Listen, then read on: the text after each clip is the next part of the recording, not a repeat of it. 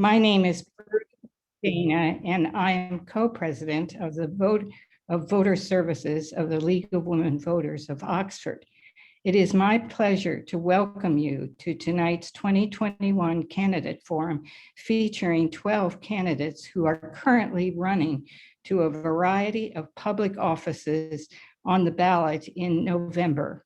Invitations have been extended to all of the candidates who are listed on the ballot of the City of Oxford, Talawanda School District, and surrounding townships. Before getting started, let me thank all of the participating candidates who are joining us here tonight. Let me also introduce our moderator for tonight's forum. Jenny Fisher is co-president of the League of Women Voters of Oxford, and Emily Scott covers local politics and community affairs for the Oxford Observer. Let me also explain how the event will proceed. It will be broken up into two large sections: uncontested candidates and contested races. For the first section, the uncontested candidates will proceed as a series of individual conversations with each of the candidates, where each candidate can tell us a little bit about themselves and about how they are presenting their candidacies and their ideas and their views on the future. The second section will contain contested races, Milford Township Trustee and Talawanda School District. Our moderators will ask each candidate for the contested race for the same questions, and each candidate will be provided with the same time allotment. I want to also just take this time to thank Tracy Wilson, who helped put together our voter information bulletin. You'll find this around town. I also want to mention that our school system has children participating in kids voting, and that is going on as well. And now to get started, let's start with the uncontested candidates. I'll turn this over to Jenny Fisher and to the first candidate, Dr. Chantal Ragu, for the Oxford City Council. Okay, great. Thank you so much, Prue, and welcome, Chantal. Would you like to introduce yourself and to share why you are interested in serving a second term on the Oxford City Council? Yes, absolutely. Thank you so much. My name is Chantal Ragu, and I'm a current City Council member running for re-election. I'm a veterinarian who fell in love with an Oxford County. Not only did I marry the love of my life, but I also married into a wonderful family and a welcoming community. I believe this community brings out the best in people, and I want to keep moving it forward. I'm running for re-election because I want to live in a sustainable, self-sufficient, and equitable town with thriving neighborhoods. I want to keep Oxford resilient by moving towards renewable energy and reducing our waste stream. I want to re-energize our neighborhoods by making sure people who work in Oxford are also able to live and play here. We need a diversity of housing that works for everyone so that we can have a year-round economy that is thriving and self-sufficient. I'm so proud of the work we have been able to accomplish over the past 4 years, and as always, I'm looking forward to infusing energy, creativity, and innovation into our local government. Okay, great. Thank you. And we appreciate so much, Chantal, that you called in this evening. It's always hard to have technology difficulties. For your first question, can you tell us about our current composting program that you initiated? And for your coming term, we understand that one of your goals is to implement a curbside composting program. How would you accomplish this, and what challenges do you anticipate? Oh, yeah. I love talking compost. Thank you for making this the first question.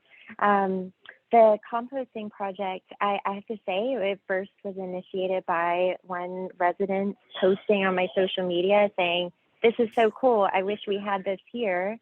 And then looking into it and talking to composting companies all across the state, and then reaching into Indiana, and then reaching into the Northeast and trying to figure out how we can make this into a reality. I got a lot of pushback from a lot of organizations and people who just didn't call back, but I ended up talking to EPA, and then they recommended Go Zero, who we currently work with, and they said they are a great company. They are certified, and ended up partnering with them and starting up the pilot project, and there was so much support for it. I can't think of a project who has had, zero complaints.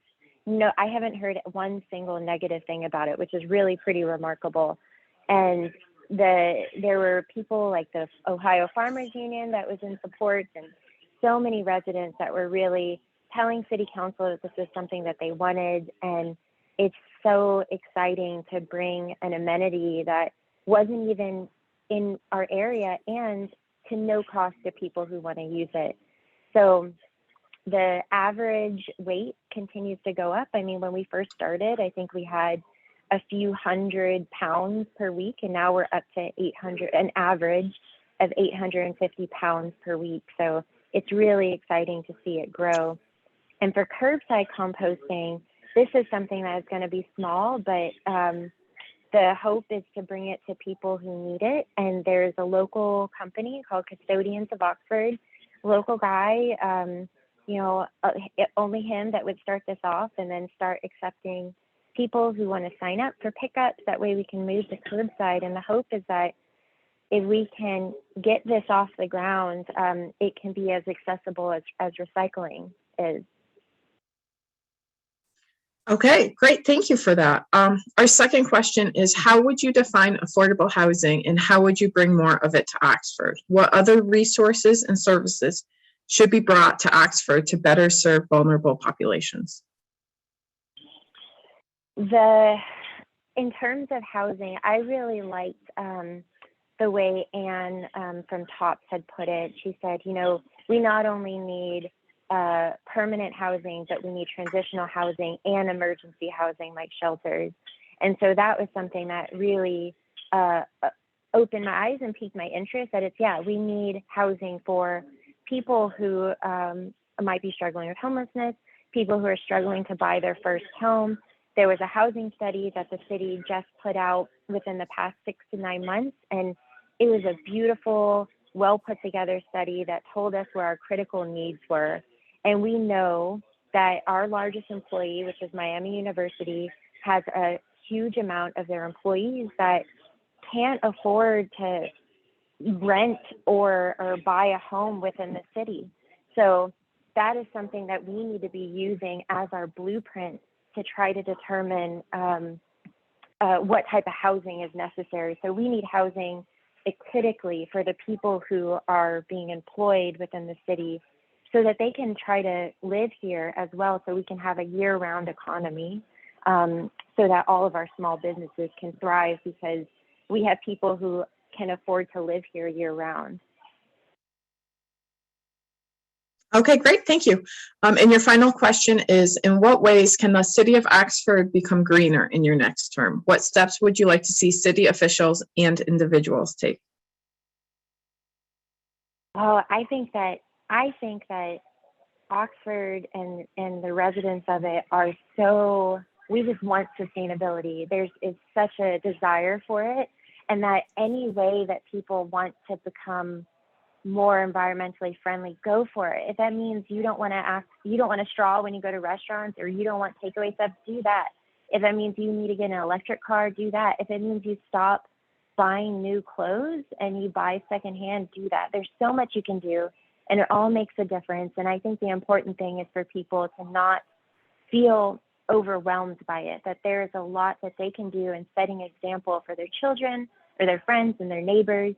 And as a city, there's so much that we've already done. We have the Solarize Oxford program, in which we have about 10 homes that have signed on to get solar panels installed throughout the town. And then a solar array is going to be put up in the next couple of years on the closed landfill. That will probably can take care of many, many, many more homes and provide clean energy here. So there's so much in the works, and there's so much we can do, and we just need to keep going for it. Okay, great. Thank you so much, Chantel. Next, we will move on to Emily and David. Good evening. I'm Emily Scott with the Oxford Observer. Next up is David Prithurch, who's running for Oxford City Council as well. David, would you like to introduce yourself and tell us why you're seeking a second term on council? Sure thing. My name is David Prithurch, and I love Oxford. I've lived in a variety of places in my life, but fortunately, fortune brought me to Oxford, and I've been really fortunate to raise a family here. My wife Kathleen and I, we have two daughters. One's a Miami sophomore who is a Talawanda grad, and my other daughter Vivian is a junior at Talawanda. Why do I love Oxford, and why do I want to serve Oxford? Oxford is one of the most civic engaged places I've ever lived. And so I'm going to pause now and thank the League of Women Voters and everyone, Emily at the Oxford Observer for organizing this wonderful event. And to all 68 of you who are out there, I wish we could all be in one room together, but this is, under the circumstances, is wonderful. So why do I want to run? Well, if you know me, and I've worked with so many people, that I'm a believer in progress. How do we tackle big issues to make our community even better? For me, you know, that means sustainability primarily. I've worked on those issues, but that means our environment, how we can be more environmentally responsible. How can we have a vibrant economy that serves everyone? And thinking about equity, that the benefits of all this go to everyone. So, and those are big challenges, those are big visions, but I'm also a person who takes pride in not only having a big vision, but trying to get stuff done. So it's been really a pleasure in my role previously as a planning commissioner, but also in city council, work with people to try to take those things that we've been dreaming about for a really long time and make them happen. But change takes a long time. And some of the stuff that we've worked on, we're just getting started. And so that's why I'm hoping for people's vote for a second term. All right. In what ways do you think transportation in Oxford could be improved? Are there any specific programs that you would like to see implemented before, during your next term? Well, some of you guys know I'm kind of a transportation nerd, and I'm a believer, speaking about equity and sustainability, that I think we have to have transportation options that serve everyone and that are good for the planet. And so what that means in Oxford, we're fortunate to have a walkable, bikeable community, but we're still a car-dependent community, including our Miami students. And so we need to have a community in which more people have the option to make better, more sustainable choices. We need to figure out how, for example, in our transportation, if we're going to drive, how that those vehicles can be more and more electric. But I'm also really passionate about Oxford is a small town, but we shouldn't be isolated. And that's why I've been working hard and for a long time to bring to Amtrak to Oxford. I really want us to be connected, and I think we have the opportunity, if this infrastructure bill gets passed, that we will see multiple trains a day through Oxford connecting us to Chicago and Cincinnati. I think, you know, we just want a connected community, and there are ways that we can do that, and that can make us more sustainable along the way. So our next question for you, public feedback has led to a delay in the completion of the Oxford area trail system. How do you think the city will move forward from here? Has the completion of the project been threatened? Okay, so I teach urban planning classes, and urban planning is about developing a community goal, a bold goal for where you want to be in the future, and then finding the best way to get there. The Oxford Area Trail is, for Oxford, a really bold goal that people have been talking about for decades. I've been proud to work alongside people to take that off of the plans and to start to implement it. And we've made enormous progress, and we're going to see even more progress on new segments in 2022. But we always knew that, for example, that planning infrastructure is hard. There's no best route, and there are different pros and cons. So we were trying to go through a process of analyzing the various options for the northwest side of town, but there's really no simple best option. Either it's in town, or it's out in the countryside, or it's some combination. You know, I think it's good that we pause so everyone can take a deep breath. But if we believe in the vision of a perimeter path, that's feasible, we're going to have to return to those conversations in the future and try to find a solution that's best from a technical and a political point of view. But in the meantime, look for lots of progress on the trail. In 2022, there's going to be, we're going to complete it from the black covered bridge to the Talawanda High School, and from the Talawanda Middle School to the community park. And hopefully with grants, we may be able to connect the middle school and the high school and to our future Amtrak stations. So just because we're pausing on the planning from the Northwest side, we're going to see a lot of progress on the trail in the meantime. Thank you. And finally, what do you anticipate being the greatest challenge for the city during your next term, and how do you plan to tackle that? Well, I think we have a lot of challenges, and I think that we have to work on multiple of them at the same time. So I'm not just going to pick one. I think that, for example, many in our community, both on and off campus, are concerned about climate change and are passionate about doing what we can to try to put our community on a course for neutrality. And that's why the city and Miami are both doing active planning to try to figure out how can we make our community carbon neutral. That's a huge sea change. We've set goals for carbon neutrality in Oxford by 2045, 50% reduction by 2030. That's going to take policy changes. That's going to take enormous scaling up of our local renewable energy generation. We're going to have to figure out how to get our houses electrified. And I think going from talk and goals to reality is going to be a real challenge there. But I think we're positioned to do it, and I think we'll be happier and better for it once we get through all that. So that's what I look forward to working on in the next 4 years. All right, thank you so much for coming on tonight. And with that, we'll move on to our next candidate with Jenny. Thank you. Okay, our next candidate is Alex French. Would you like to introduce yourself and tell us why you decided to run?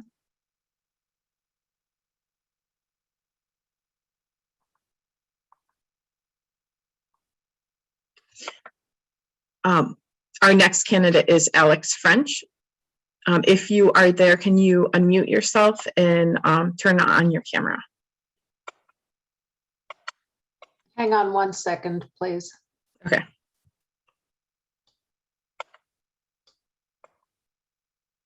For those of you who recognize that voice, that's Kathy Brinkman, our technical moderator.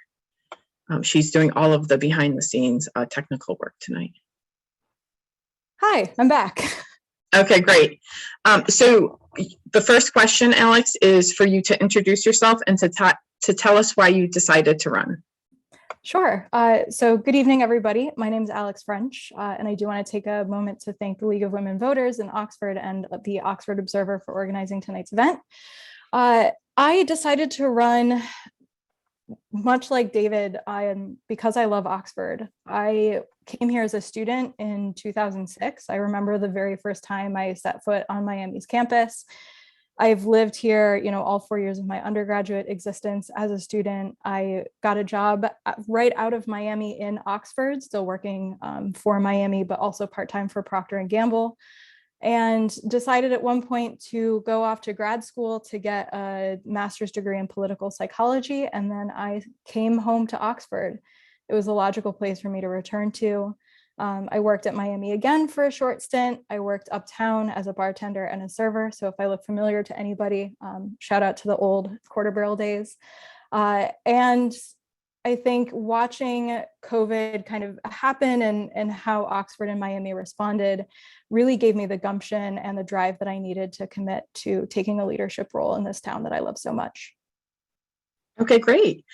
What do you think is the biggest problem in getting affordable housing to Oxford? What role would you play on City Council to diversify the housing market in the city? Sure. I think that housing is really a two-prong approach that we need to take in Oxford. One, as Chantal alluded to, we really do, the area where we are most critical is rentals for our low income or our transitional folks. So I think we need to be really effortful about engaging in projects and grants that will allow us to fund rentals that are meant for folks who can't who can't afford yet to buy a house, who do need that support as they build savings, as they build credit to one day be able to buy a house. I know that one of the projects that is in its very, very early phases is to build a cottage community over in my neck of the woods on Hester Road. And I'm really excited about that, but that to me feels like a very preliminary step. And I think we really need to look at, as we do embark on more of those projects, how can we really build mixed income communities throughout Oxford so that we're not inadvertently creating parts of town that are specifically designated through zoning and through that accessibility as low income. The other one, I think, is really just communicating with the folks who are currently living in Miles Square. I'd love to see that be more of a vibrant place for more folks to live. As much as I think the students are great, I think it would be also great to see maybe some young faculty members who are incoming to Miami to be able to kind of live uptown and see a little bit more diversity within the housing in Miles Square. Okay. The relationship between Miami University and Oxford has been especially stressed recently. As a former student, professor, and now Oxford resident, how will your perspective aid in fixing this relationship? What do you think should be done? Great question. This is one that I'm extraordinarily excited to tackle. I think my position on council makes me a unique candidate to really bridge the relationship with the students. I too remember going to Bagel and Deli at perhaps an extraordinarily late hour of the evening. So I think I can relate to the students in a way that says, hi, I was one of you. I sat where you sat, and now I'm sitting up here on council. Please come to me with questions. Please come to me with concerns. Let's open that dialogue. I'm also interested in being on the Student and Community Relations Commission because, again, I think I really want to be an accessible face and an open resource to the students so that they feel that they do truly have an advocate and a direct line to council representation. And I also think that we do need to work more closely with, offices of student affairs and residence life on campus so that we can start to build the relationship that students have with Oxford much earlier than we do.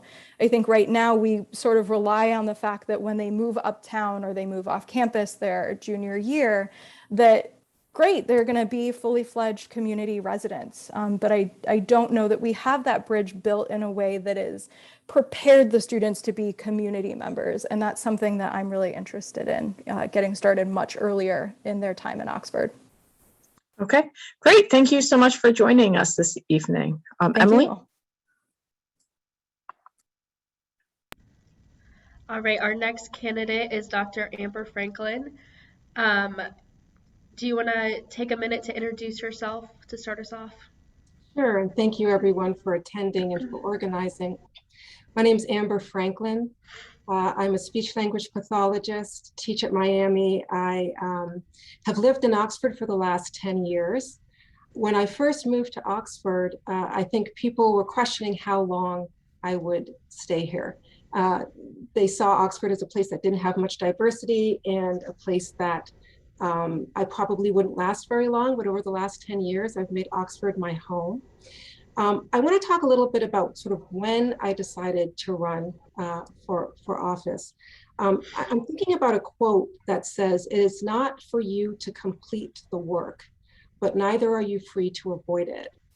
And I think that democracy is work. Sometimes it's hard work, but it happens at every level of office. And I remember it was shortly after January 6th, I was up late at night in my bed, doom scrolling. I don't recommend it. It's about 4 a.m. And as I was reading the news, I was getting more and more anxious. And then Emily, you'll appreciate this, something in the back of my head told me to look to the Oxford Observer.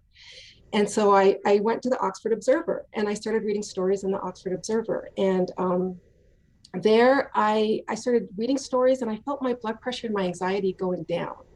And it's because I was reading stories about democracy in action in our town, good things happening, good people, city staff, city councilors, making good decisions for the community. And that's when I decided that I wanted to continue to be part of that. I've been on the Police Community Relations and Review Commission for 5 years. I'm a founding member. So I've been part of the group of people doing the hard work. And I've decided that I wanted to extend that to my time on City Council. I'm running because I want to help support a police social worker position that needs support and it needs to be sustained. I want to advocate for diverse and affordable housing. And I also want to advocate for more mental health services in our community. Great, thank you for that plug for the Observer. So as you mentioned, you are a founding member for the OPD Community Relations Board. So how do you think that position has prepared you to add a different perspective to City Council?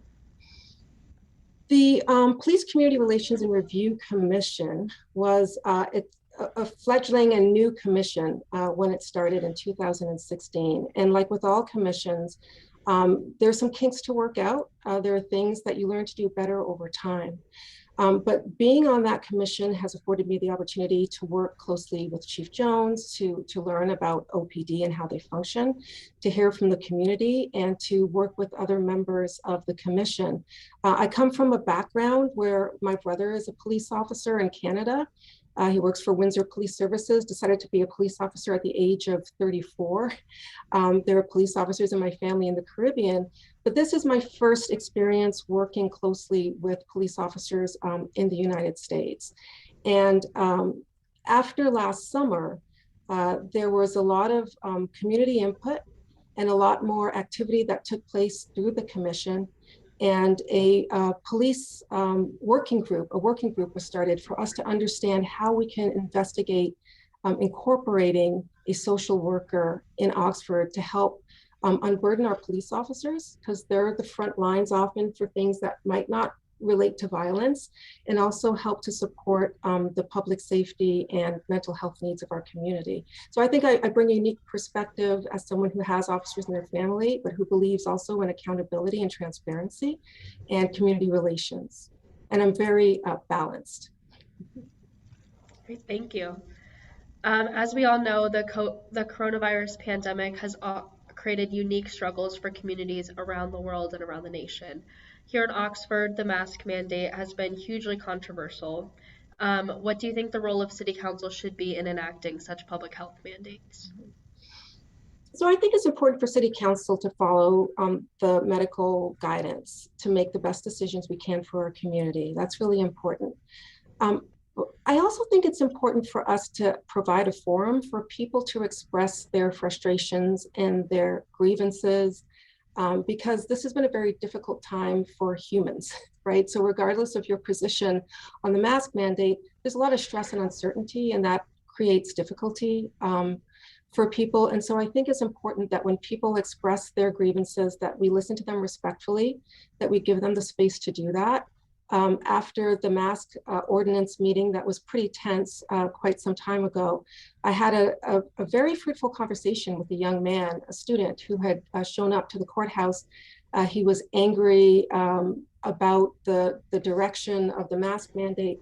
I asked him his name. We talked for a while, and I think we were able to have like a respectful civil conversation. So we need to put policies in place to protect the public, and keep an eye on the guidance to know when it's time to lift the mask mandate, because at some point it should be lifted. We all want to get back to normal life, but we also need to be respectful of people who are frustrated and understand that that's just part of the human condition right now. All right, thank you so much. That was our final City Council candidate. So we will now move on to our Oxford Township Fiscal Officer with Jenny. Okay, good evening. Our next candidate currently serves as a fiscal officer for Oxford Township, Susan Richardson Rooney. Susan was appointed to complete an unexpired term, so in other words, to fill a vacancy. She will be on the ballot to complete that term, and she is running unopposed. Susan, would you like to introduce yourself and share why you were interested in this position when it became open in October 2020? Okay, well, my interest stems back over about 10 years when I first retired from Miami University and I saw the fiscal officer position was up for election at that time. And I felt that I was qualified based upon my previous experience in education. And I like the way that the township serves its residents. And I really wanted to be part of that. But I was not the successful candidate, but I still kept abreast of what was going on.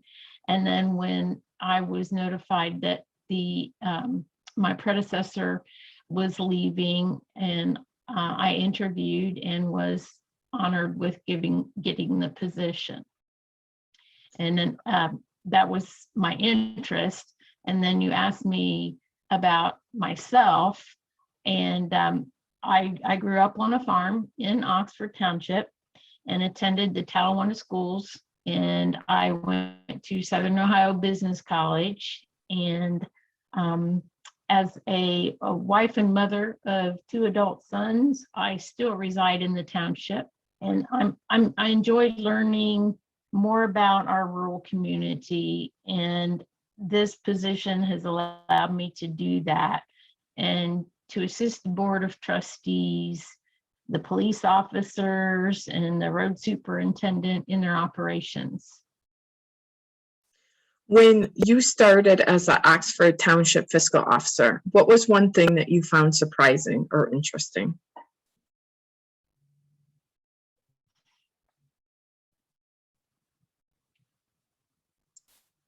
Well, I think probably all the different entities that are involved. You deal with the Butler County auditors, the state auditors, Office of Budget Management. You have to learn a lot of different policies and procedures to be able to do things that you're doing. And there's a lot more responsibility than just payroll and paying the bills. And I don't know that that's interesting, but it was surprising. Uh-huh. Are there any challenges that the township may be facing in the upcoming years?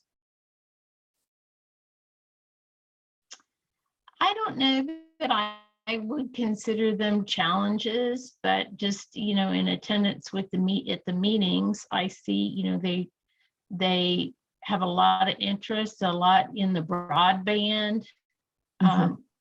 We have the American Rescue Plan funds.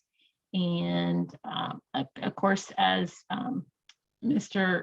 Prithurch, I'm not sure if that's correct how you pronounce it, mentioned the trail. And we have concerned citizens there. We also have concern with employment with our own people, as the pandemic hit and we lost our chief. That's been a real challenge. Okay, in your mind, what should the fiscal priorities be for the township?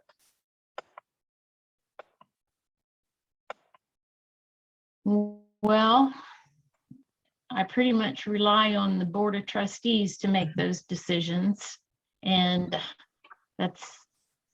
I'm there if I have anything to add, and but they're pretty smart. They've really educated me, and I think they do a great job. Okay, well, what a great question to end on. Thank you so much, Susan, for joining us tonight. Thank you. Thank you very much. Emily? All right, we'll now be moving on to Norma Pencock, one of our Oxford Township trustees. Do you want to start off by telling us a little bit about yourself? I think you're still muted. Beg your pardon, I got the camera on, forgot the audio. Hi, I'm Norma Pennock. I've lived here in the Oxford area since 1988 in Oxford Township out in the unincorporated area since 1993, when my husband and I and our daughter moved out to the Springwood subdivision. I'm retired and have been for 5 years. I spent the better part of 30 years here in Butler County as a civil engineer. I worked first as in the private sector as a consulting engineer, and spent the last 15 years of my working life in the public sector, working for the Southwest Regional Water District. All right, so can you now tell us a little bit about your responsibilities as a township trustee?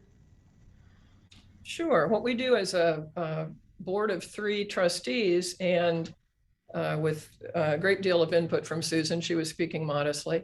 Our main responsibility is to take good care of the fairly small income that we have. We operate our township on a budget of just over $1 million, about $1.2 million, I think is correct most recently. And that figure represents what we spend on our police department, what we spend on a contract with the city of Oxford to provide fire and emergency services to our unincorporated area, and what we spend for the what is really our only mandated responsibility to take care of maintaining our roadways and drainage ditches. So what is something that you feel that you've accomplished since taking office, and what would you like to accomplish for your upcoming term? I think something I have felt that I bring to our group is perhaps an ability to help us work well as a group and arrive at consensus at times when we need to. I think I'm trying to think of any specific projects that have been unusual during the past 5 years. And really, I can't think of any. Our township has about 27 miles of roads. The thing that we often spend the most time talking about is deciding which of those roads deserve our attention for the coming year. We're in the midst of dealing with a larger and more interesting issue, as Susan had briefly mentioned. Sadly, our police chief of many years passed away this past summer. So we are in the process of making a really important determination as to how we'll move forward with our police protection for the community. Our citizens from the unincorporated area can expect to hear from us in the very near future with information about how we'll be seeking their input to deal with that issue. All right. And are there any challenges that you think that the township will be facing in the upcoming years? Once we resolve our forward progress with the police department, we've got roughly $260,000 of ARP funds that we'll be discussing. We'll decide how best we can make use of that money. Additional challenges are always, again, related to roads. And I say the same thing. I think that's the 3rd time I've mentioned the roads, but that is our primary responsibility. We're always looking for ways to get more maintenance done with the ever declining ability of the dollar to purchase that work.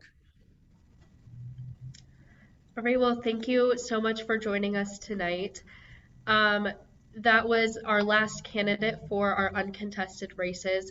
I would just like to take a moment to mention that Tim Miller and Dennis Conrad, who are both Riley Township trustees, were not able to make it tonight because they were at a trustee meeting. But we thank them for serving their community. Oh, okay. And now we are ready to move on to the next section of our program, the contested races. So we will run the program a little bit differently now, in that we will ask the same question for each candidate in the contested race. Each candidate will have the same amount of time for the response. You might have noticed the red signal in the side of Emily's screen for our uncontested candidates, and we will use that same visual signal for our the contested races. The candidates have not been provided with the questions before just right now. And at the start of each question, we will announce the amount of time provided for each candidate to answer. The timekeeper will signal when the minutes are over, and we will move on. The first contested race is a Milford Township trustee. Brad and Paul, will you go ahead and turn your cameras on?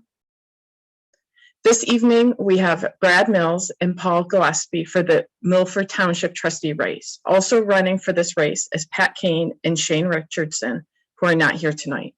Milford Township voters will be asked to choose 2 candidates out of the 4.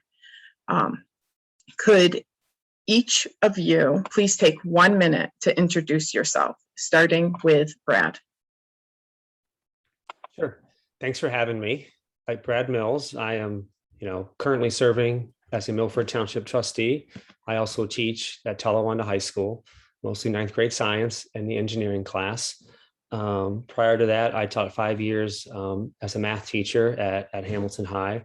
I also have my wife, Lori, of 19 years and like 4 kids that are in the school district, 3 at Bogan and 1 at the middle school. And I have been serving, if I didn't say it, since 2009. Okay, thank you. Paul, would you like to introduce yourself for 1 minute? Hi, I'm Paul Gillespie. I've lived in Milford Township all my life. I've been a trustee for 32 years. I served on the volunteer fire department for Milford Township for about 21 years. And I serve on the emergency management board now. And I have for several years. I'm married, my wife of 48 years, Marlene. I got 3 children, Nathan, Matthew, and Tessa. And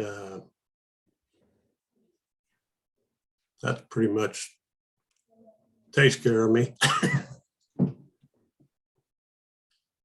All right, thank you both for introducing yourself. For this first question, you will each have 3 minutes to answer.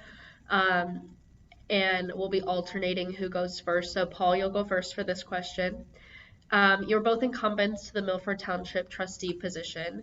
Will you share one thing that you've accomplished since taking office and describe what you would like to accomplish for your coming term, if elected? Well, one thing we accomplished this year, which I thought was really good, is that with stimulus money we got, we found there was a pocket of Dartown, the Dartown area, that did not have broadband. And Cincinnati Bell couldn't get it to them. Well, we took some of that money and signed a contract with Cincinnati Bell to provide Dartown with broadband. And so now they are hooked up to it. And now we've only got just a few small pockets that don't have the broadband now. So, but problems facing us are getting money to provide, keep the roads in good shape, because it costs so much more now to do a mile of road. We did have passed a road levy, and that has helped. But before that, we could only do about a half a mile of road a year. And so now we've gotten a little more, we can expand that a little bit more. So. All right, thank you. Brad, would you like to also take 3 minutes to answer the same question? Sure. Paul was right about the expansion of broadband. Although it was a recent project that we completed, no doubt it is the #1 concern of the residents of the rural areas that do not have access to high-speed and affordable broadband. And to my knowledge, we're the only area local government that used stimulus money to expand broadband, because that money allowed us to do that. And we were able to piggyback on the Butler rural broadband expansion with Cincinnati Bell. And thanks to our fiscal officer, Molly Hansel, and conversations she had with Talawanda board office, the idea came to us, and we jumped on it. Going forward, I see broadband as a continued challenge. there are still areas that need it, whether it's individual homes or places in the township that don't have high-speed and affordable internet. So we are currently hoping to use some of the American Rescue Plan funds for that purpose. Roads are always like a big issue, as Norma said, and as Paul had mentioned. Norma said that it is one of the few required things of township trustees.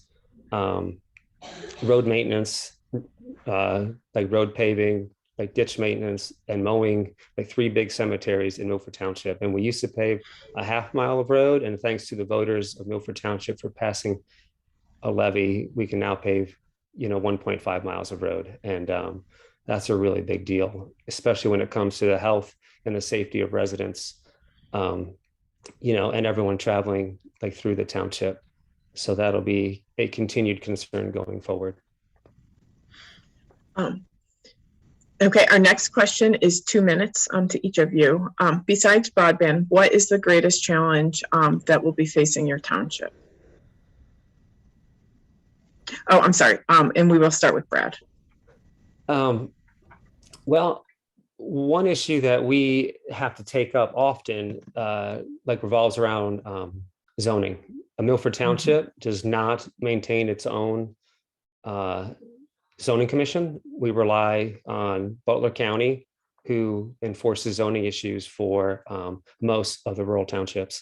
And with that, we can only enforce a limited range of zoning issues. And often we field calls, emails, texts with concerns about neighbors, et cetera, that just aren't being very neighborly. So we work actively with Butler County zoning enforcement, and we are currently, Paul is actually spearheading this, and he brought it up at our meeting last night, ways to strengthen our zoning and to have a little more teeth. And as we said earlier, maintaining roads, whether it's plowing, paving, repair, is a continued issue as we play catch up of the years of only a half mile per year. Okay, great. Thank you. The same question for Paul, 2 minutes. What are the greatest challenges currently facing your township?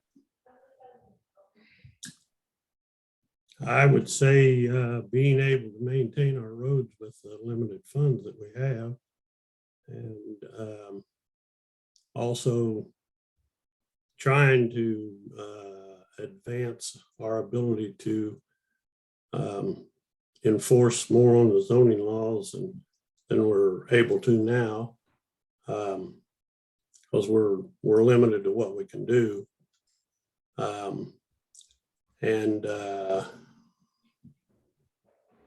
also maintaining our cemeteries. We have 3 cemeteries, active cemeteries, and this year we had some complaints on it because they weren't trimmed and that, but we had a lack of help. We couldn't, and that's been that way on, I guess, with everybody. They couldn't find help. Nobody wants to work, I guess. And so maintaining that and keeping them in shape and the roads is the best thing. Okay, thank you. All right, and moving on to our final question. You each will have 1 minute to answer. Why do you think you are the best choice to represent the people of Milford Township? Paul, we'll start with you. Well, I think from my experience of 32 years as a trustee, I think that I have a good feel of what needs to be done and to work with people. And I've always had the feeling that somebody had a complaint, they have a right to complain. So if they want to come and give me heck, then that's part of it. But let them speak their piece, because I found that that's what they want to do, is get it off their chest. And a lot of times people, as they do that, they'll calm down as you talk to them, as long as you don't, get irate with them and talk civilly. And I've been doing grants for the township, and since I've been a trustee, and I've been able to get about $1,037,000 worth of grants over the years, and also we have a $100,000 grant in for a Nature Works project for this year. I don't know if we'll get it, but I mean, we applied for that. So for playground equipment at Somerville Park. All right, thank you. Brad will ask the same question. Why do you think you're the best choice to represent the people of Milford Township? Sure. I believe that experience matters, and I can say that humbly as a once inexperienced Milford Township trustee in 2009, and I remember well the bumps at the beginning, and people like Paul and my former colleague Russ McMillan helped me tremendously to learn the ropes and to become an effective township trustee. And I believe that the residents are best served when people are in office who are so motivated, are knowledgeable, have a lot of skin in the game, because of course we live here, we work here, we have children here. And Paul, Amy, and I also, we're all different. We have a very diverse perspectives, and bringing that to the board, is valuable, in serving the residents. All right, thank you both so much for joining us tonight. We'll now move on to our last race of the night. Okay. Our next race is Talawanda School Board. Voters will be asked to choose 2 out of 5 candidates. Thank you to all 5 candidates for attending tonight. Please keep your cameras on the whole time, but mute yourself when you are not speaking. And I will give each of you an opportunity to introduce yourself for 1 minute. Paul, could you go ahead and turn your camera off? Yep, great, thank you. We will start with 1 minute introduction from David Bothist. Hey, good evening. Thank you for allowing me this opportunity. My name is David Bothist, and I teach 5th grade science in Hamilton 2nd Ward. I'm a 9/11 U.S. veteran, hospital corpsman, stationed or attached to the 2nd Marine Division, a former executive of 2 major nonprofit humanitarian programs, and have been in the field of education for almost 2 decades, including charter schools, public and private undergraduate and graduate institutions. But first and foremost, as you can see from my background, I'm the proud dad of 3 amazing Talawanda Brave, and the husband of a very engaged community advocate named Brian Reveley, who was born here at McCullough and raised in College Corner. We adopted our children as a sibling group from Indiana's foster care program in Evansville. We promised to provide them the best possible life, and this oath brought us back to Oxford and Talawanda in 2013. Our children have been active in Oxford rec sports, the Talawanda Bantam Football Association, and of course, Talawanda school activities. When I first decided to run, we had a son at Kramer, a daughter at the middle school, and our oldest son was already establishing himself as a leader in the high school. It's hard to believe. I'm sorry. It's hard to believe now. We have a senior nearing graduation, a sophomore getting her driver's license, and a new middle schooler learning to master a combination lock for the first time. Time goes by fast and moments matter. Okay, great, thank you. Our next 1 minute, Mendy. Hi, my name is Mendy Napier. I moved out to Talawanda School District in 2008. I am currently a critical care ICU nurse. I worked critical care downtown as a neurotrauma nurse for about 11 years, and I've been out at Westchester for about 4. My family moved out here in 2008. I have a 10-year-old daughter who was attending Talawanda. My husband is actually a Talawanda grad. He graduated in 1990, so he's been involved in this area his entire life. That's about it. Thank you. Okay, great, thank you. 1 minute to Pat. My name is Patrick Mead. I'm a current member of the Talawanda School Board for the last almost 4 years now, and a member of the Butler Tech School Board for the last 2 years. I've lived in Oxford for 49 years, and my wife and I raised our 6 children here. They've all gone to Talawanda school districts. I'm a retired teacher of 40 years, 29 of them in the Talawanda district as an employee of Butler Tech. I've spent my life serving young people and have a passion for serving young people, which is why I'm running for re-election. I also am running for re-election to protect our staff, particularly our custodians, kitchen workers, et cetera, from outsourcing. Budgets always get balanced on the back of the wrong people, in my opinion. And I'm running because I have experience and we're facing some upcoming challenges. And I think with my experience and the way I approach issues, I make a good member of a collaborative school board to face what is down the road for us. Okay, great. Thank you. Our next is Nicole. 1 minute to introduce yourself. Hi, my name is Nicole Bays. I am a newlywed, married to David Bays. He's a CEO of Equitech Bio.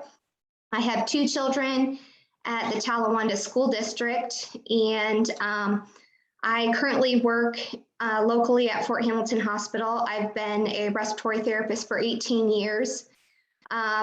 10 of those years were with pediatrics on the Cincinnati Children's Transport Team.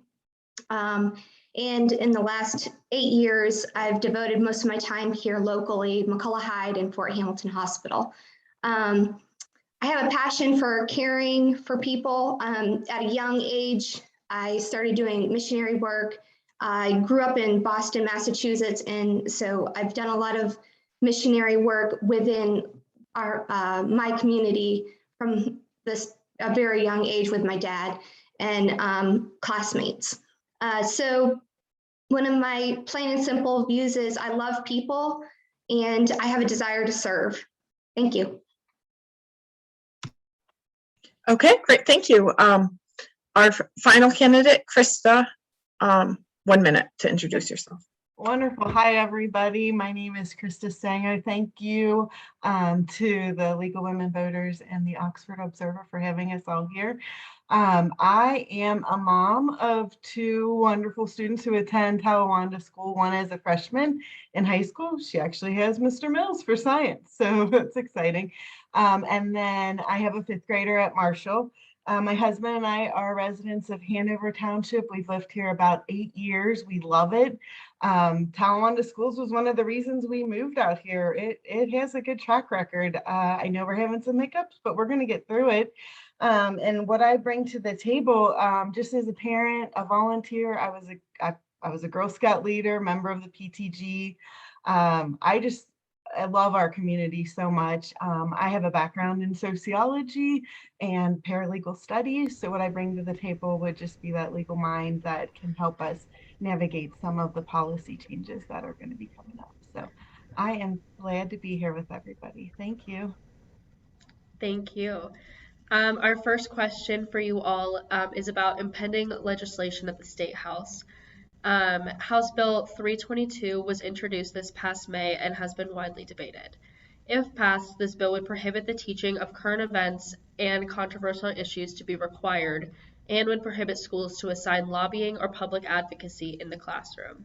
It would also limit the type of training school administrators and teachers could receive on race relations. Do you think it's important to teach topics like this in school, and what should the role of the school board be in dictating classroom curriculum? Mendy, we'll start with you. You have 2 minutes to answer this question. Thank you. I believe that we need to get back to basic education. I believe that social issues and social media has really jumped into a place into the public school district where it really doesn't belong. It tends to create division, and it tends to drive everyone based on emotion. And what people really need to be focusing on is educating our youth and not creating division. So I believe that education should be equal across the board. and that's what our teachers really need to be focusing on. So when you start allowing people to divulge into social issues and express their views, it makes it very difficult to not bring in personal preferences and personal emotions. And I believe that if a child knows your political views or where you stand socially, then you have failed at your job. Thank you. All right, Pat, we'll move to you with the same question.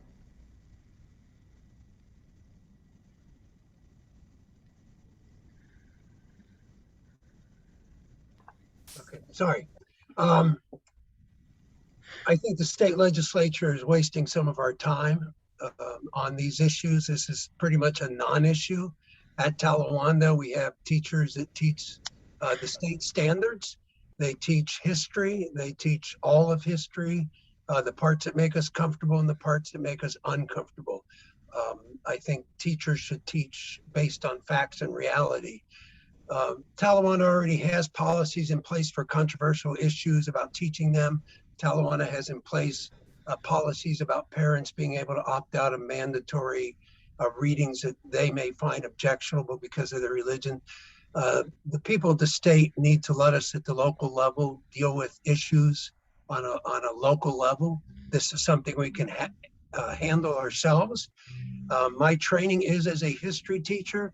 And sometimes in history, just as in our personal lives, we look back and see things we've done well as a person and or country, or things that maybe as a person and or country that we aren't so proud of, but we need to face those. And if students get uncomfortable, discomfort is not necessarily against education. Sometimes our discomfort causes us to learn about the world around us. I don't think it's something we should avoid.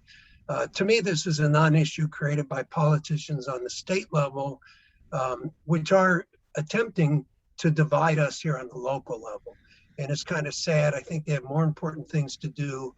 The school board make sure that the curriculum that is by state standards is carried out. And then we trust that our history teachers, our English teachers, our superintendents, our educational professionals know how to handle these delicate topics and subjects. So thank you. Thank you. Nicole, will now move to you. I would agree with Pat in the terms of CRT isn't a curriculum, it's a practice.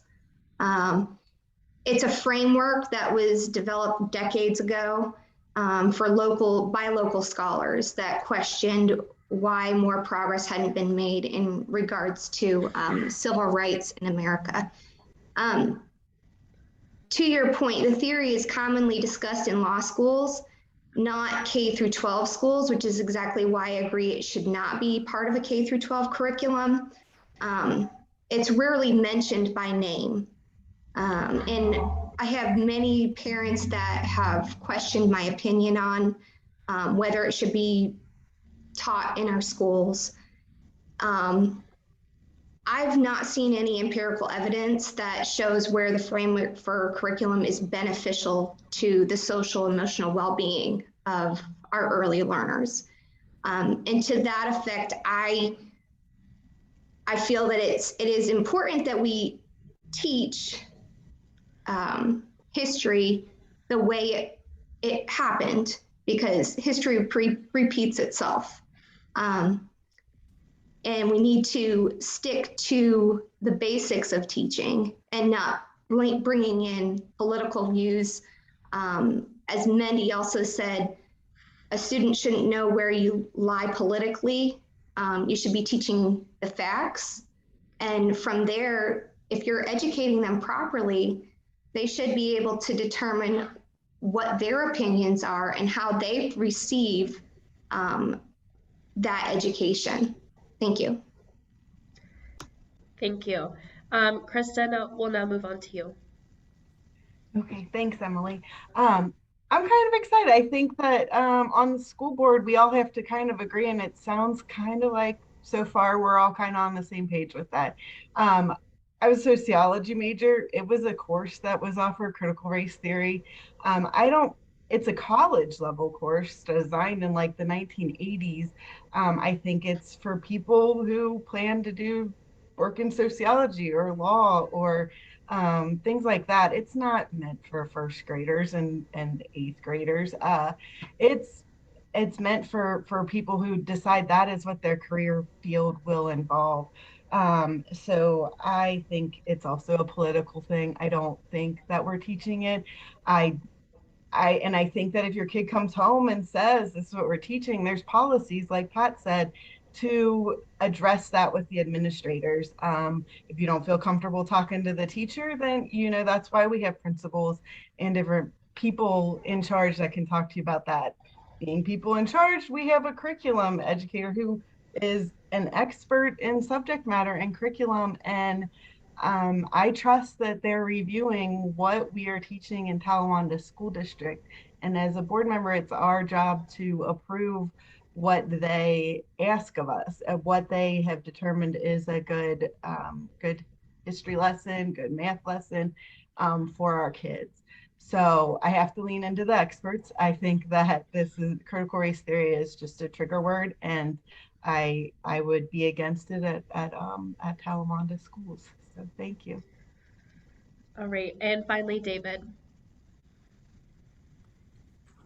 Well, this is like Krista said, this is definitely a trigger topic. But I'm going to take it one step farther. It's not just a trigger topic, it's a distractor topic. It's trying to get people off course and look at something else. It's like a sleight of hand or a 3-card Monte or a shell game. There are other things that we should hold the Ohio Department of Education accountable for. And this is one of those things that's delaying that address right now. We're going to be talking soon about the finances. And that's one of the big things that they're trying to avoid. They're sidestepping it with these trigger words that aren't ever or have ever been presented at Talawanda. In fact, Talawanda has a highly trained, highly professional cadre of curriculum specialists that know the state standards and they adhere to the state standards. And honestly, I don't think that the school board should be in any position to dictate what is and what is not taught. We should only be there to make sure that we can financially afford whatever it is they're doing and support them in what they're doing. They are professionals, many with graduate degrees. We need to give them the trust and respect they deserve. Okay, great. Thank you. Our next question is 3 minutes for each of you. What are good and bad outcomes that have resulted from the Talawanda School District COVID precautions? Where do we go from here? Our first person is Pat. 3 minutes.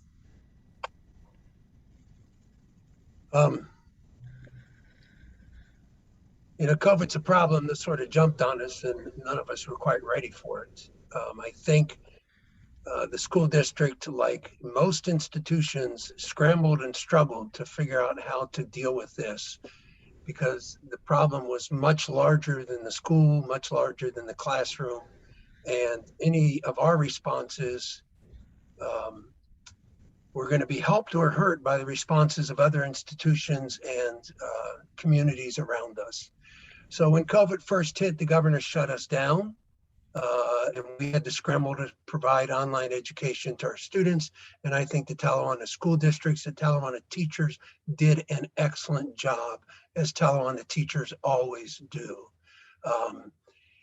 Then the following year came up and COVID was still around and we were looking at 18,000 Miami students coming back in, and Talawanda voted to shut down for at least the first quarter. I voted against that. I voted against that because I worked with at-risk students and knew they would have trouble performing if they didn't have me in the classroom for at least 3 weeks. And then when we went online, I would be able to deal with them. But I just worried about that as a way to start the school year.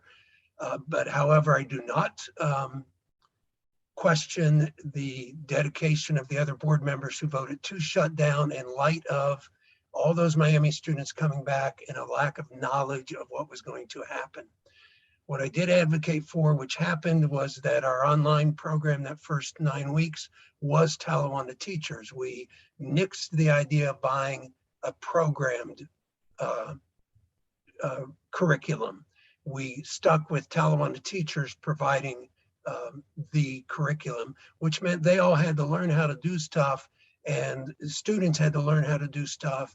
And we faced the broadband issues that Mr. Gillespie talked about. Unfortunately, many women had to stay home. It's usually on the woman, unfortunately, in our society, or one of the people in a household had to stay home, and people lost jobs, and that was a negative impact of that. But that was a negative impact all over the country that a lot of institutions faced. It's not like Talawanda did something no one else did. People were making different decisions based on different local situations, and there were negative impacts. We had to lay off some of our aides, and et cetera, that first quarter. That is not an easy vote to do, to vote to lay off people. So there were negatives. The mask mandate did keep us out of trouble, and it was a proactive move, and I'm proud of that. Okay, great, thank you. Our next person is Nicole, 3 minutes. What are good and bad outcomes that have resulted from COVID precautions? And also, where do we go from here? So also looking forward, 3 minutes.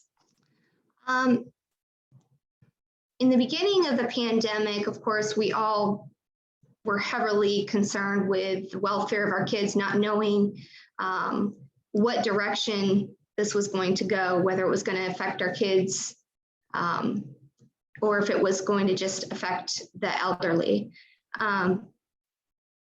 As we move forward, and we did not have a plan through the summer, and that was when I had stepped forward to plead with our superintendent and the board to have an option to have face-to-face learning. I think that was a huge failure on the school board's part, not to have a plan to have the children face-to-face that needed that option. As they've moved forward, I struggle with the quarantine, whereas we are masked. That is another struggle that we are currently facing. And I believe we really need to have a liaison, somebody that that deals with healthcare and knows how to differentiate between policy versus a mandate with concern of well-being, health and well-being. One of the things that that was successful was we did improve with our online learning for when our kids are quarantined. So for that, we had some hiccups and we did improve, but it's still lacking in terms of our IEP kids. Some of them are, since we did have a lot of aides leave the district, unfortunately, because we were remote for so long, they didn't have an option. They had to go elsewhere to get employment.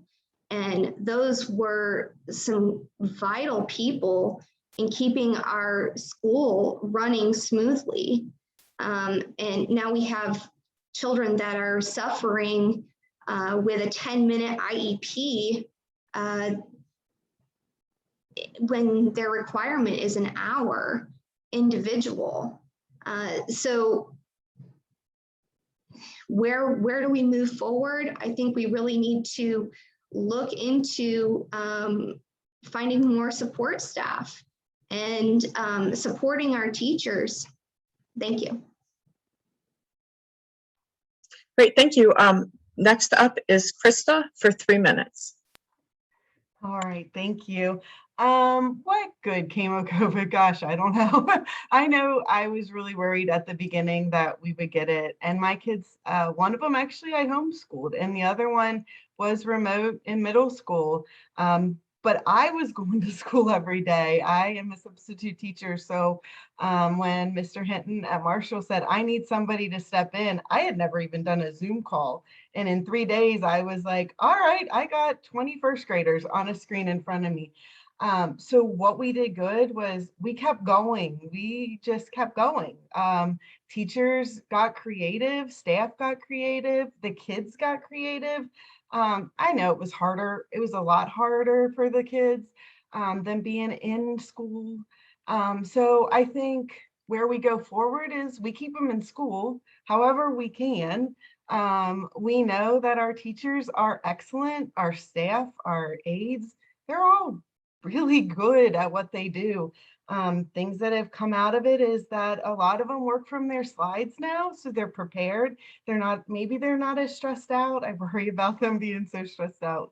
The beginning of last year, it was chaos. I mean, teachers were crying, kids were crying on the screen, my kids were crying. Like, I just think we came into this year, we knew how bad it could be, and our kids were just in school. And that's really the bottom line. And I mean, mask isn't the best, but our kids kind of take how we act towards it. And if we're at home going, this is just for now, it's not forever, then we just go with it and try to be the best that we can. If you know me, I'm a pretty positive person. So I just try to keep on seeing the light at the end of the tunnel. And I had COVID. I just got out of quarantine a week ago. All 4 of us did. I thought we were all going to be in the hospital. We were not, thank goodness. And I think that we now know what to expect, what to do so we don't end up in the hospital. So I think going forward, we just have to have a good attitude. Our kids learned good hygiene and to space themselves out. And man, they just miss each other. So I am glad that they're in school. So that is one good thing that has happened this year. So thank you. Okay. The next is David. 3 minutes, good and bad outcomes resulting from COVID precautions, and where do we go from here? To echo everybody, I think that some of the good things that we got from COVID was that integration of technology in the classroom. I think it's important to always have a plan C. I think it also is with this new generation, they are very tech savvy and tech focused. So we're really providing a relevant education to them, whereas it was a struggle for some of us. It also put us in a growth mindset where we have to adapt to the situation. We went remote in what was it, March, early on in the pandemic, but then we started the school year face to face. We had a hybrid schedule. We were there, we were all wearing universal precautions, PPE, whatever you want to call it. And we were doing just fine. It was a challenge with technology at home, but we adapted and we overcame that. Now we're all much better for it because when it comes to absences, kids don't fall behind so much.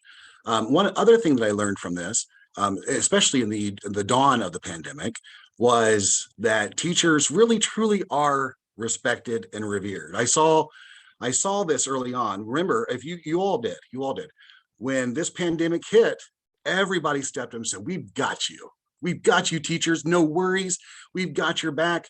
We're going to run over to Pinterest. We're going to go to Etsy. We're going to go Teacher Pay Teachers, and we're going to buy all this curriculum and these chevron stripe billboard backdrops. And we're going to have a homeschool experience. And we're going to do this until we can get back on our feet. And that was fine for a couple of weeks until it became daunting. And then we started to realize just how challenging a teacher's job is day to day, 8 hours a day. And that's with maybe 2, 3, 4 children, not 80. And so then the tides turned, and then there started to be a little bit of a rebellion. So for me, I'm trying to look at the positive here and say, let's go back to that. We're still respecting our teachers. We understand the job is hard. We want to support them. Let's stay on that course. When it comes to the COVID, we've learned so much about health and hygiene. It's important for our young people. But one other thing I learned from our children in the schools, because again, I am a teacher right now, I learned that, hey, they adapt much easier than adults do. Their fights are their fights on the playground. Our fights are on social media. They can adapt and overcome. And they do really emulate their parents.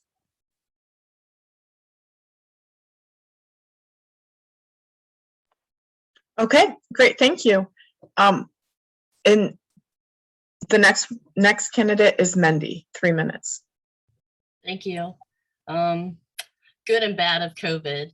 I would say that the good parts of COVID were the fact that for me personally, it allowed me to meet new parents in the area.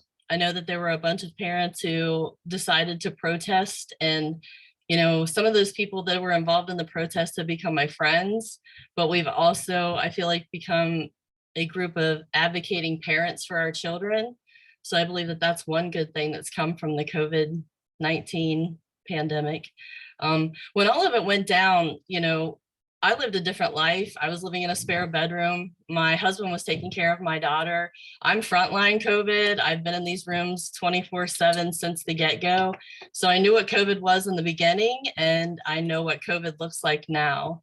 Getting people involved is definitely one thing that, one of the positives that COVID did involve. However, some of the bad things for COVID, that I feel like we're kind of dealing with now are the mask mandates, talks of the vaccines possibly being mandated, and it seems to have once again created a division. So I would see that as one of the downsides to COVID.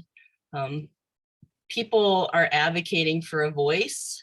People are advocating for a choice, and that's probably been the biggest struggle, I would say personally, for Talawanda School District since the beginning of COVID for us. The end game, I'm not really sure what the end game looks like. I don't think that any of us really do know what the end game is. I know that, the mask mandate has been a huge concern for a lot of parents, especially if you have children with speech impediments and learning disabilities. So I think a lot of the parents were concerned about what is the end game? How far is this mandate going to go? How long are these kids going to have to continue to wear masks? When's it all going to end? And, what parameters have to be met in order for the mask mandates to stop?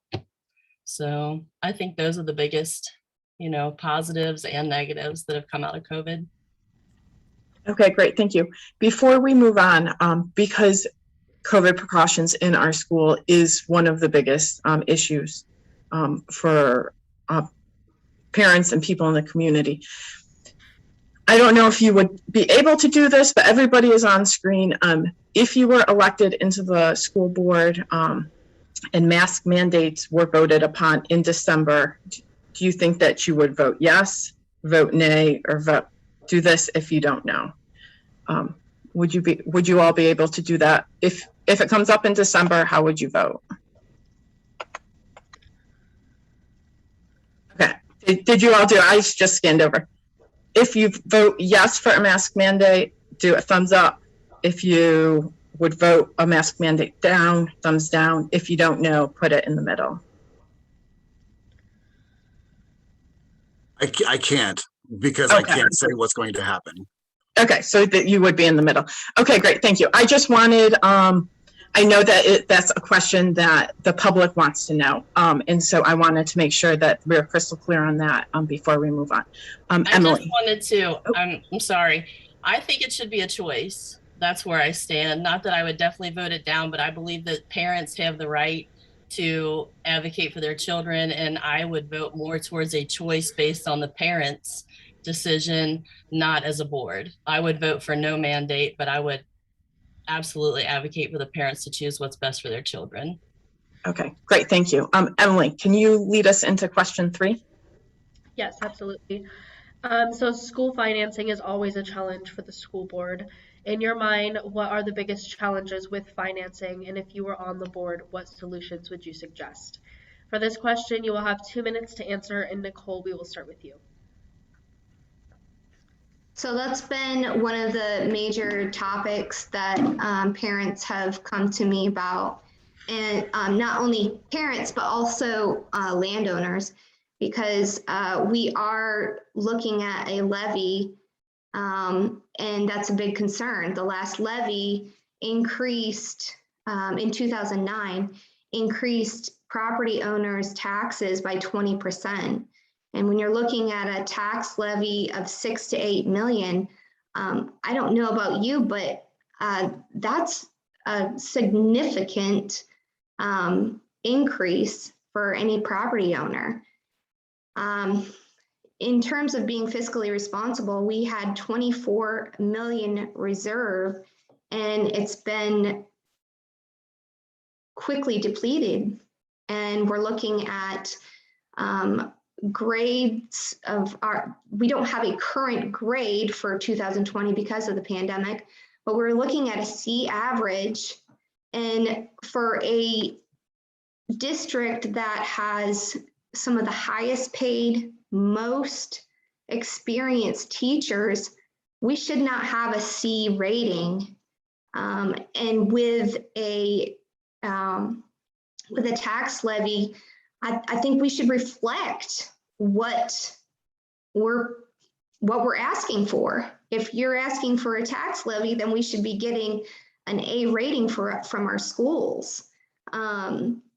We have a lot of elderly people that are very concerned with the levy and with a tax increase. You know, they're on a fixed income. We have a lot of people who are having some struggles financially already, and that would be a severe problem for many people, not just the school district. Thank you. Krista, we'll go to you next. Okay, thank you. So I get this question a lot. So our budget is something that we're going to have to look at. The forecast shows us in a $4 million deficit in 5 years. Is a levy the best option?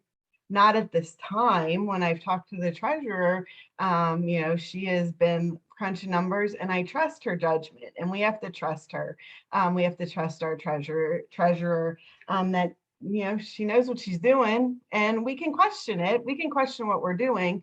We looked at the audit. Ed went through all the different things that, you know, that came out of that audit. I think we did some of it, but we can always do more. Cutting paper and, you know, grass cutting, watering, all those things aren't going to get us $4 million in 5 years. We're also not going to have an answer in 12. I don't even think we're going to have an answer in 12 months. That's why you're a board member for 4 years. There's 3 that are currently there. Pat's running for election again. I think we have to put our heads together and figure out the best way we can work our budget. We're funded by state funds. There's been a lot of state fund cutting. We need to talk to our representatives, and we need to get school funding back at the top of their mindset. Property tax revenue is the other one. And I don't want to pay more in taxes. Nobody really does. But as a property owner, I told you I moved here because the schools. I moved here because I thought Talawanda schools are really good. So in order for me to have my property value where it needs to be, I need to have good schools. We have a lot of new schools, and it makes us desirable. But we also don't have a lot of new builds, so we need to find a way to come up with more money. I would look more at how we get more money in without a levy, and how to make some cuts that don't affect people's livelihoods. Thank you. Thank you. David, we'll move to you. When it comes to the budget, the reality is that, like Krista said, we're going to chip away at it a little bit at a time with these cut recommendations that we have. But what's the bigger problem is that it's going to affect families. It's going to affect livelihoods. It's also going to affect the quality of education and resources that we're able to provide our students. I don't think people understand cutting certain services, mental health, Even communication. I know that's a big topic right now, is cutting at the communication officer's job. That's very important. But even if it was cut, negligible, it's negligible, but it will cause a lot of damage. So I think, again, we need to do our research. We need to understand where these cuts are coming from, where the audit that we had, we have professionals coming into our community who don't understand the values of the Talawanda education or the Oxford community, what we hold dear and near.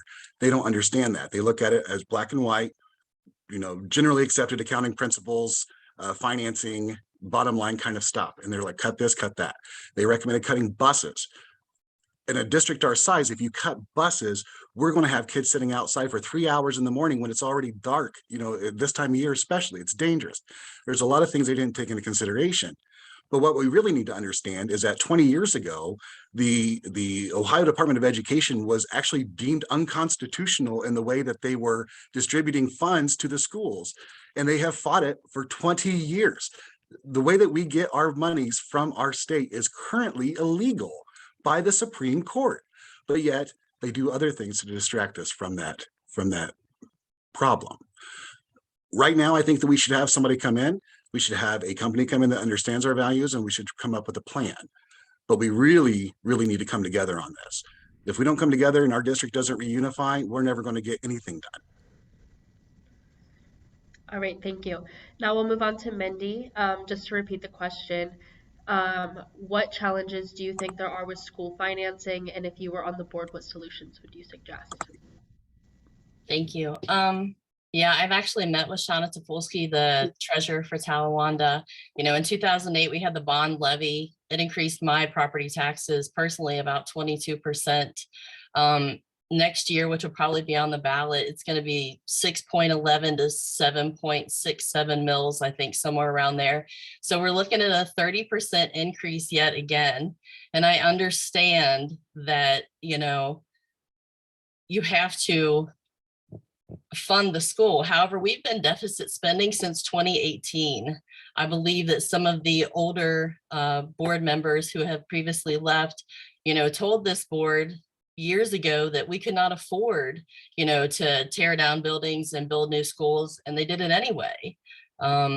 We can't make, I believe it's the payroll for the first quarter of 2024 at the rate that we're going. The state's going to take over eventually if we don't get the deficit spending under control. One of the things that I would recommend first is starting at the top, looking at the administration.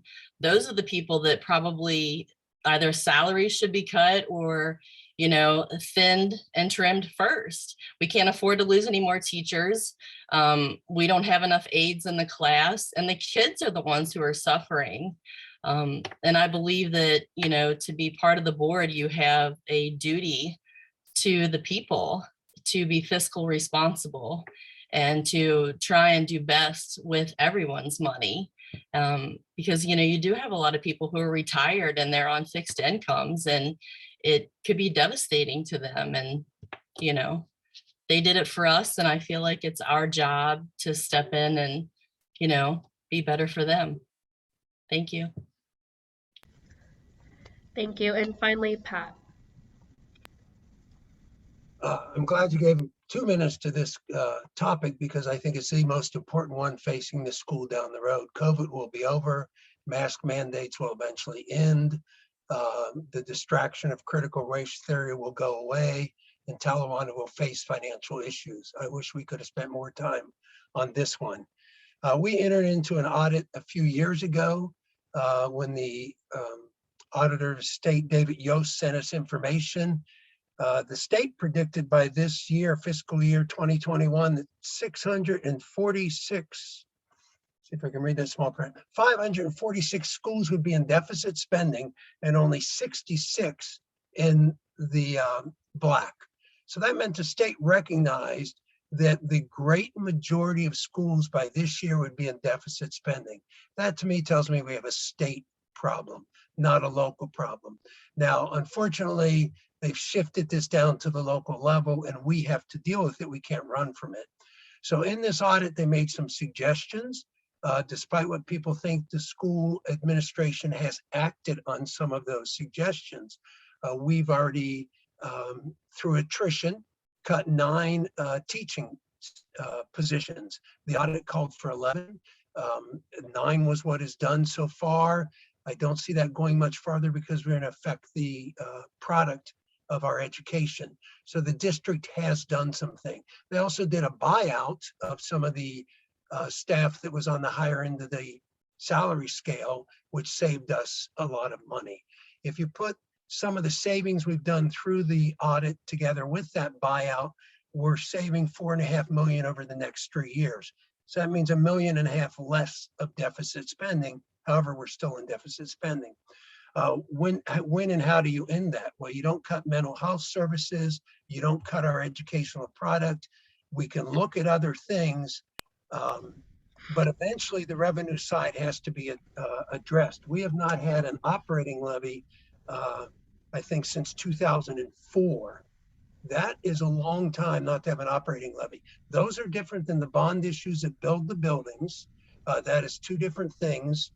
Those bond issues have been refinanced and the millage is lower now on Bogan bond and the high school bond than the original high school bond was alone. So our treasurers have done a great job managing the money.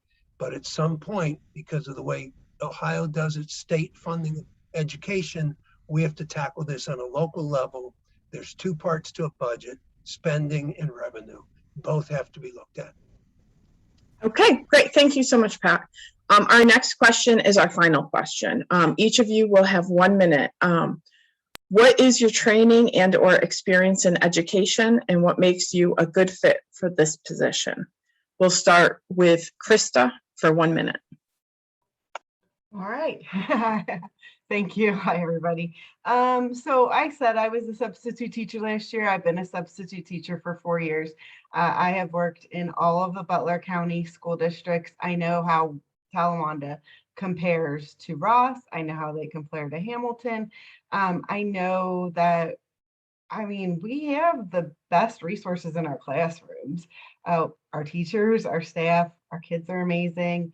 So I have seen and I can compare the differences between us and other schools. I've also been a Girl Scout leader and I know kids and I know families around here, and we all, even the 5 of us running, just want what's best for our kids. And as a parent, I know what I want for my kids, and I think that it aligns with a lot of you out there. So thank you. Okay, next up is David, 1 minute. I've been in education ever since I got out of the service in 2001, and in various capacities, charter schools, public schools. Right now I'm in a public school, and I've seen trends come and go, obstacles come and go. And for me, the appeal of that small town community education and the values that come with that and the experiences that come with that is what drew my family up to Talawanda in 2013. I've got 3 kids at Talawanda right now, and I'm a property owner in the city and the townships. I'm also a school teacher who is inadvertently affected by what any school board does in the state of Ohio. I have a lot of skin in this game, and I feel like that will bring value to that board. It'll bring perspective and a voice to our constituents. Okay, great. Thank you. Next up is Mendy for 1 minute. I'm a community member, but I'm also a nurse. I educate student nurses. We've lived in this district forever. I think what I really can bring to it is just a whole lot of honesty and a whole lot of transparency.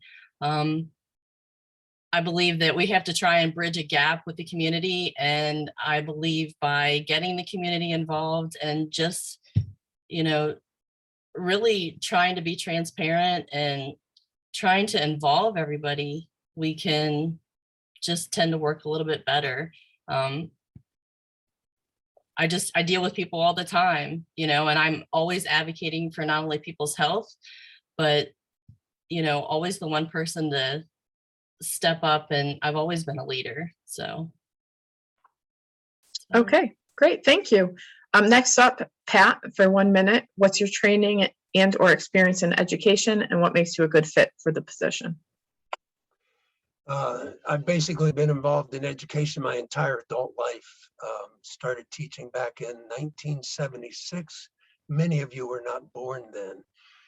So I've had 40 years of in-classroom teaching experience. I think that puts me in a position to understand when we deal with budget issues, how those budget decisions affect the teachers and students in the trenches. I've been there for many years at school districts that cut budgets, or times budgets were cut and money was an issue. 30 of my years were as a Butler Tech teacher in the vocational area of at-risk kids. I am presently on their school board, and Butler Tech does a lot of good work and brings experience that I bring back to Talawanda.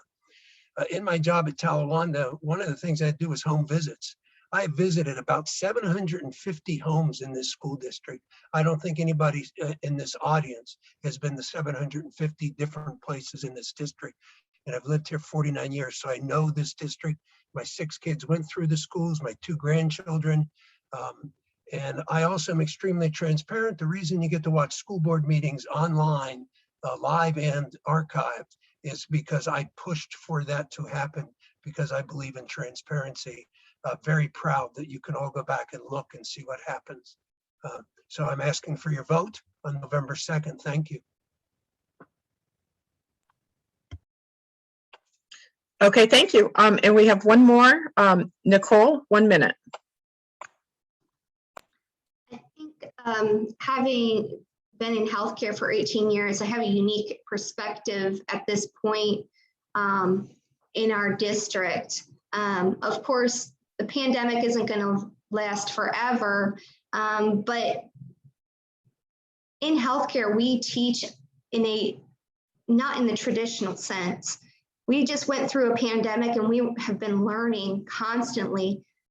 We've had to be flexible and willing to learn a whole new process.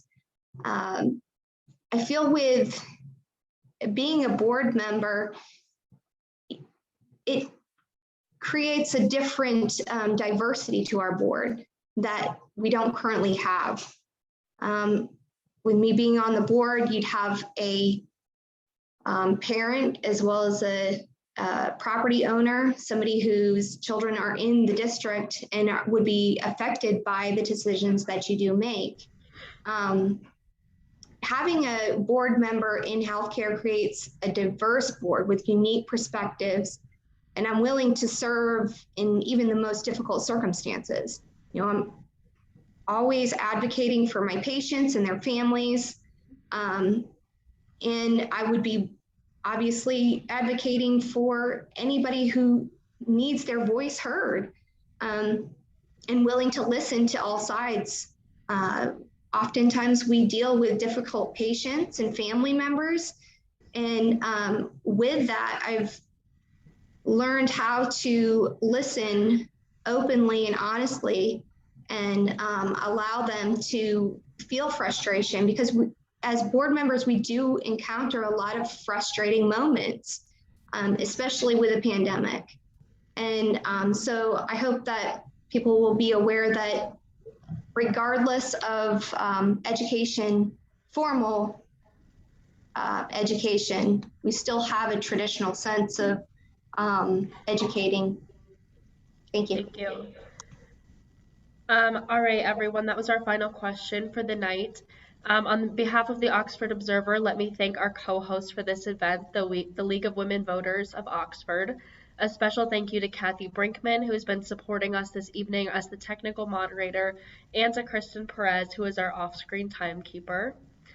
And a big thank you to our candidates, whose participation tonight shows their commitment to engaging with the public and to help them inform voters about the choices they have on their ballot. We encourage everyone to vote and to make their voices heard. Election Day is on Tuesday, November 2nd, and the polls will be open from 6:30 a.m. to 7:30 p.m. You can visit the Butler County Board of Elections website to check your precinct location, as well as information on early voting. Your options for that are either in person at the County Board of Elections in Hamilton or by mail. The Oxford Observer so far has profiled the city council candidates, and we will be coming out with coverage on the school board candidates in the next few weeks. I'd also like to put in a plug for the Voter Information Guide, which is a nonpartisan voting guide created by the League of Women Voters. The candidate Q&As are also available on a digital platform at vote411.org. Just click on Find What's on My Ballot, and you'll find that there. Again, a recording of this event will be made available after its conclusion. Anyone is welcome to share it, but other than media coverage, no shared recording of the debate may be abridged, altered, or edited without the expressed written consent of the Oxford Observer and the League of Women Voters. Thank you all for joining us, and we wish you a good night.